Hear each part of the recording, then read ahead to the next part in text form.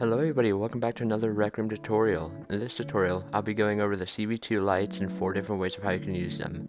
So let's get right into it. These are the 4 ways I'm going to be demonstrating in this video. First is a regular button, turn on and off. Then a toggle button. Toggle button is going to be the easiest one here. Then we have a trigger volume.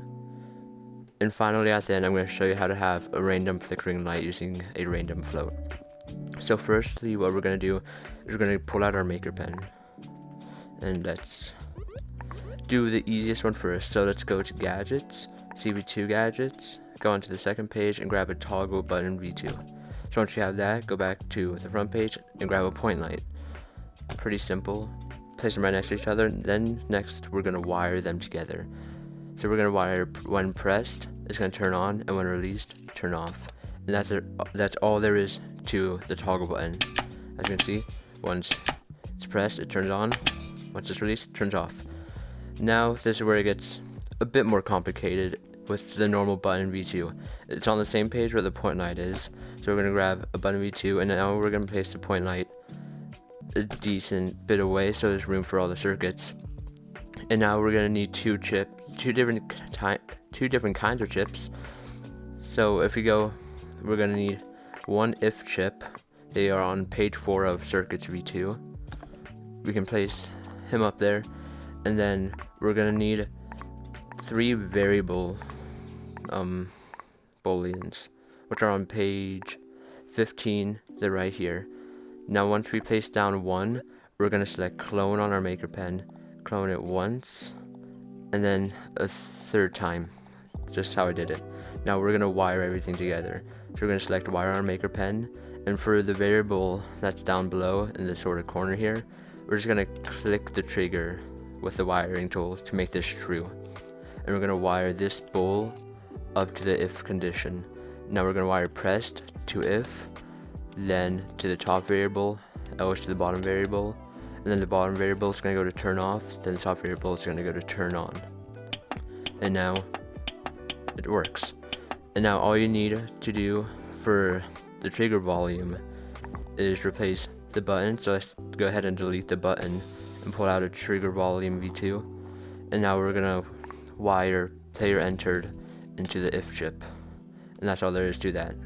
So now we're going to do the random flickering point light. So we're going to grab ourselves a point light and just a button to turn it on.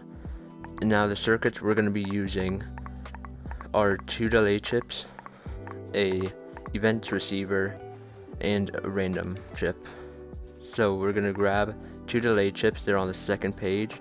We're going to place them like so. And we're going to go to configure on maker pen and configure the top delay as 0.2 seconds.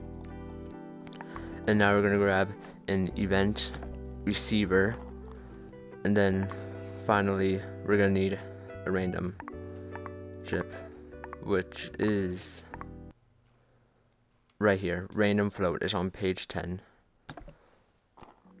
And now we're going to configure the random float. We're going to configure the maximum and change the 1 to a 3. And now let's wire it. So first what we're going to do, we're going to wire both the runs on the delay to the random float. So we can do that right now. Then let's wire the float into the bottom delay. That one should say 0. Now once we have that, wire it how I do. So on the point 2 delay, wire after delay, turn off. Then when the point light turns off, wire to run the bottom delay. And once the bottom delay after delay, turn on the point light. And then once the point light turns on, wire to the top delay. And now for the event receiver, this is optional. If you want it to always be on, we can select room loaded. So whenever the room loads, it would automatically start working. But since the room's already loaded, it won't work right now. So that's why we have the button. So you would wire the event receiver to turn on, and then let's wire button V2 pressed to turn on. And now let's press the button, and we can see it flickers. Randomly, of course. And that's all there is to this tutorial. So I hope you guys found this tutorial useful. I know that it can be complicated at sometimes, the simplest one being the toggle button. That's a favorite amongst most people to use. And I'll see you guys in the next tutorial. Goodbye.